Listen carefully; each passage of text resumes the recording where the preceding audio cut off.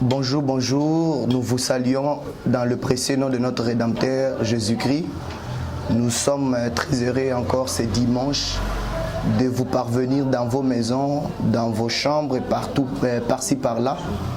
Nous venons partager encore ce matin une portion des Écritures, la continuation de notre enseignement que nous avions entrepris depuis le dimanche dernier autour du médecin Jésus. Je pense bien que beaucoup nous ont écrit au courant de la semaine parce que c'était un enseignement qui devait faire l'objet de chaque jour au courant de la semaine, donc le mardi, jeudi. Et étant donné que nous avions été saturés par certaines responsabilités ecclésiastiques, nous étions dans l'incapacité de vous joindre. Et ce matin, l'Éternel nous a permis de vous parvenir encore. Prions tout d'abord avant de commencer le partage de ce matin. Tendre Père, nous te disons merci pour ce temps que tu nous accordes. Il est écrit que tu es le maître des temps et des circonstances. Et l'apôtre Paul nous dira qu'en tout temps, nous puissions annoncer la parole. Pleine, ô Dieu, nous accorder ta grâce, ta faveur, afin qu'ensemble nous puissions parler de ta part. Accorde-nous, ô Dieu, l'entendement des disciples. Accorde-nous une expression facile dans le précieux nom de Jésus-Christ. Nous avions ainsi prié. Amen. Voilà, nous parlons du médecin Jésus. Le médecin Jésus, nous avions commencé à expliquer d'abord Jérémie chapitre 8, le verset 22, où le prophète nous parle de deux choses à la fois. Et c'est autour de ces deux choses que nous étions en train d'expliquer la portée des événements actuels. Si nous prenons nos Bibles dans Jérémie chapitre 8 verset 22, c'est la répétition afin que nous puissions continuer. Jérémie 8 verset 22 dit ceci.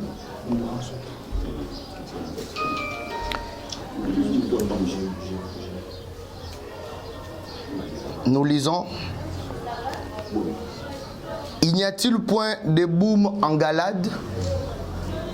Il n'y a-t-il point de médecin?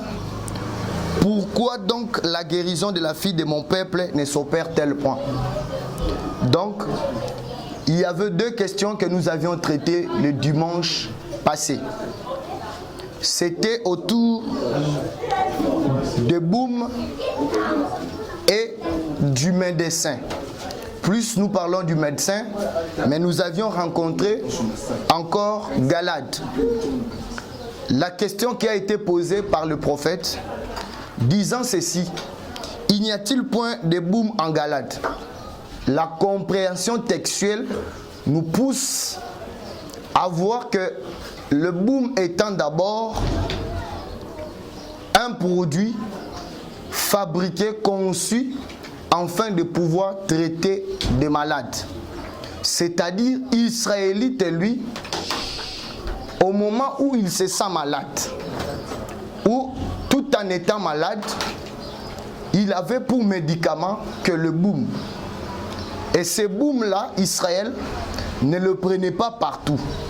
Israël allait en Galade pour pouvoir s'acheter ce boum afin d'obtenir la guérison.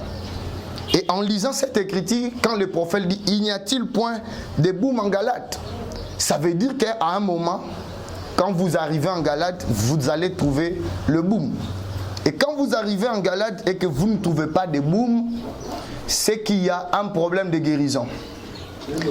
C'est ainsi, comme nous avions compris que le boum, c'est le médicament qui apporte la guérison. Nous devons maintenant comprendre Galade c'est quoi. Puisque le boum, comme étant un médicament, pouvait s'acheter dans toutes les villes. Mais nous comprenons par la portée prophétique que ces boum ici ne pouvaient pas être achetés ou fabriqués par-ci par-là. Ces boum étaient achetés en Galade. Nous expliquons maintenant aujourd'hui que Galade c'est l'habitation de Dieu. Aujourd'hui, par rapport à l'événement que nous traversons sur toute toute la terre, nous comprenons qu'il n'y a aucun médicament. Aucun. Puisque s'il y avait un médicament qui pouvait guérir le virus qui frappe l'humanité, jusqu'à ce jour, on ne parlera plus de ces virus. S'il y avait une ville qui était à mesure de nous fournir un boom pour la guérison de toute l'humanité, mais cette ville serait louée, cette ville serait considérée. Et nous comprenons qu'il n'y a aucune ville. Mais dans le temps d'Israël, quand il y avait des malades, ils se rendaient en Galate afin de s'acheter le boom. Donc ce boom-là qui guérit ne peut pas être pris ça et là qu'en Galate. Nous expliquons que Galate, c'est l'habitation des dieux. Galate dont nous parlons ici, ce n'est pas un Galate physique, c'est un Galate spirituel.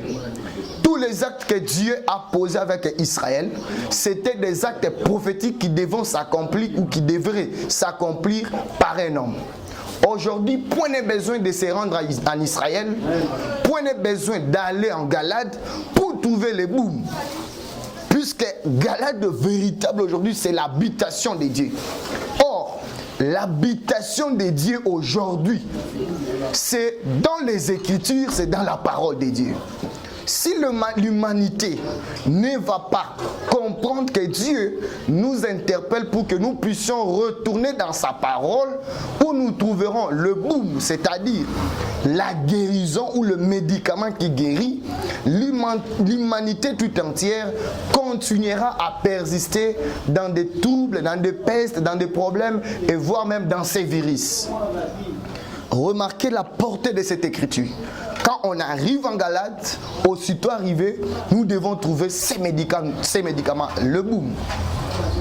Donc, le boom qui est un médicament, c'est un médicament par excellence et ne peut être trouvé qu'en Galate. Où Galate étant l'habitation des dieux, donc ce boom-là est la personne même qui apporte la guérison. Maintenant, la deuxième portion de l'écriture dit ceci. Il n'y a-t-il le point de médecin? C'est-à-dire quoi? Il y a deux choses que nous trouvons en Galate.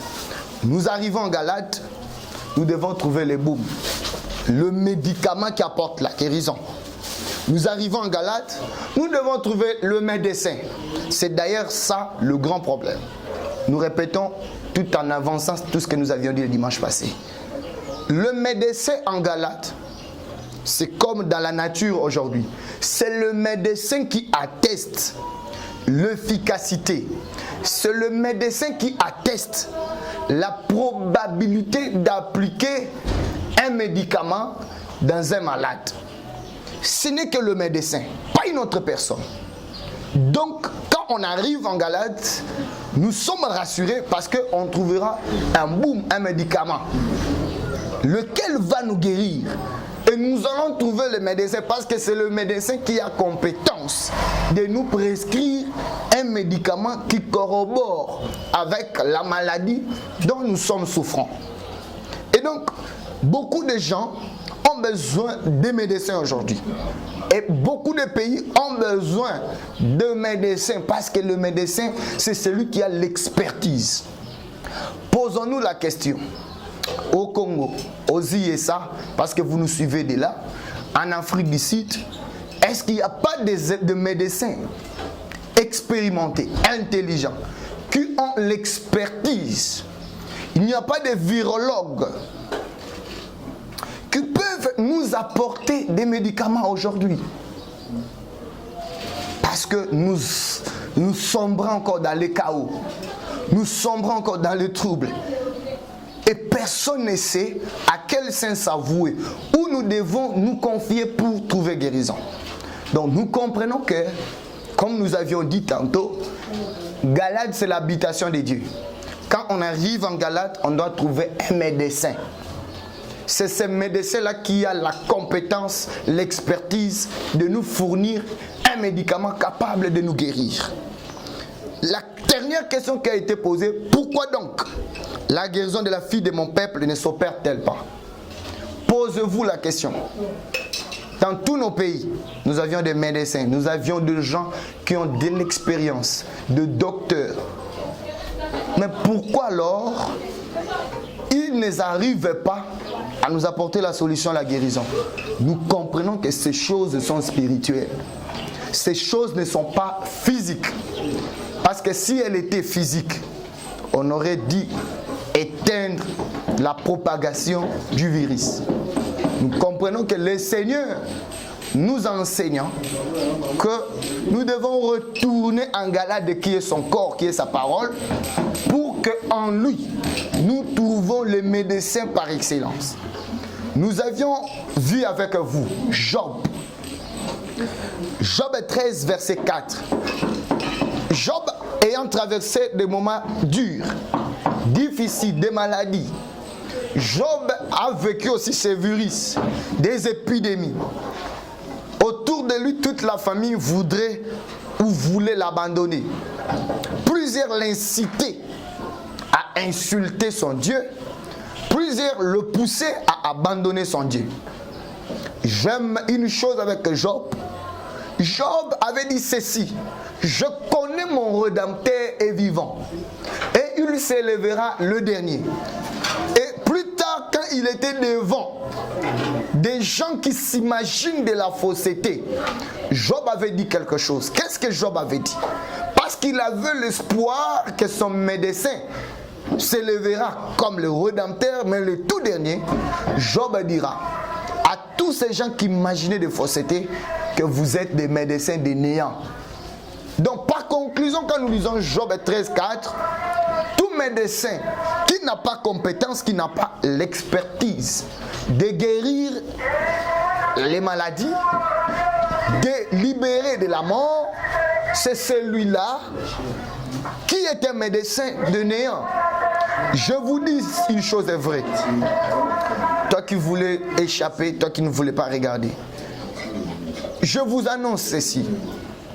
Tous les médecins aujourd'hui qui ne sont pas à mesure de nous apporter la guérison, tous sont des médecins du néant. Quand vous lisez maintenant Ésaïe 3, verset 7, on nous explique par les prophètes les qualités pour être médecin ou pour être chef. Un médecin, c'est celui qui apporte la paix, le pain et le vêtement. Et quand vous avez tous ces éléments avec vous, c'est en ce moment-là qu'on vous appellera chef. Et nous concluons pour dire ceci. Tous les chefs d'État sont des chefs du néant encore, incompétents, incapables, parce qu'ils n'ont pas de vêtements, ils n'ont pas de pain, ils n'ont pas aussi le bon mot pour la guérison. Il n'y a qu'un seul qui est habilité à être appelé médecin ou à être appelé chef. C'est celui qui ira dans nos combats. C'est la personne du Seigneur Jésus-Christ. Il est le médecin par excellence. Quand vous lisez Luc 4, le verset 23, il dira ceci: vous m'appliquerez cette parabole, médecin, guéris-toi toi-même. Parce qu'il savait que l'humanité un jour sera dans le chaos et il n'y a que lui qui a la possibilité, la capacité de guérir. C'est pourquoi nous disons encore, pour trouver le boom, il faut monter à la montagne comme au temps d'Élie le Tishbite. Il était un Galadien, il habitait en Galate. En son temps, il annonçant que Moule Kobet était pendant une année. Il ni rosée ni pluie. Et c'était sur sa parole. Aujourd'hui, nous avons besoin des hommes de Dieu, des enfants de Dieu, qu'ils s'élèvent, qu'ils montent en Galate, à la montagne, dans l'habitation de Dieu, et qu'ils déclarent. En ce dimanche, le conseil que nous vous annonçons, l'exhortation que nous devons tirer, c'est d'aller dans la présence de Dieu. Que chacun déclare, parce qu'il est écrit, la vie et la mort sont au pouvoir de la langue. Utilisez votre langue, utilisez les paroles, déclarez comme Élie le Tishbite. Lisons d'abord ceci pour que nous puissions comprendre. 1 Roi, chapitre 17, verset 4. Élie le Tishbite, l'un des habitants de Galade, dit à Akab: l'Éternel est vivant. Nous avons besoin des hommes de Dieu pareils. Nous avons besoin des enfants de Dieu, des chrétiens comme ça. qui reconnaissent d'abord que l'Éternel est vivant. Nous ne prions pas un Dieu qui est mort. C'était un Dieu qui est allé réparer les problèmes, la question, la situation des morts, et il est ressuscité pour réparer les problèmes et la situation des vivants. Et comme il est vivant, comme il est dit, Élie de Tishbite, Dieu d'Israël, il est aussi le Dieu des Congolais, le Dieu de toute l'humanité, dont nous sommes les serviteurs, dont toi aussi tu es le serviteur, tu es l'enfant. Nous devons déclarer comme lui, il n'y aura ces années si ni rosée, ni pluie, sinon à ma parole. Nous devons déclarer parce que c'est lui, le médecin véritable et puissant. Nous n'avons qu'à entrer dans son corps, entrer dans sa parole et déclarer sur base de la parole prophétique. Parce qu'une parole déclarée, accompagnée aux promesses de Dieu, c'est une parole puissante. Et nous voulons déclarer comme Élie le Tishbite. Sinon, à ma parole, il n'y aura ni rosée ni pluie. Et ce sont des prières efficaces, des prières pareilles que tous les chrétiens, tout enfant de Dieu, toute créature doit faire partout où il est. Voilà le peu d'exhortation que le Seigneur a mis. Nous croyons par la grâce de Dieu. Nous reviendrons au cours de la semaine par nos jours, mardi, jeudi. Et si le Seigneur ne nous le permet pas, nous y reviendrons encore le dimanche pour pouvoir continuer sur ce même thème, médecin Jésus. Et nous verrons comment est-ce que ces médecins a guéri plusieurs malades au-delà des virus. Restez en paix dans vos maisons. En cas de problème, en cas de situation, prière. Vous n'avez qu'à nous lire, à nous écrire via nos voix que vous connaissez, WhatsApp, notre page. Et le Seigneur ne manquera pas à vous bénir. Tous vos soutiens sont disponibles et nous sommes toujours là à votre service. Prions. Tendre Père, c'est toi le médecin véritable. Tu nous avais confié cette tâche de parler de ta part, de parler auprès de ton peuple, de nous exhorter, de nous édifier, de prier pour eux. Nous t'implorons que tu entres dans leur maison, que tu les guérisses, que tu les visites dans le nom de Jésus-Christ. Amen. Que Dieu vous bénisse. Bye bye.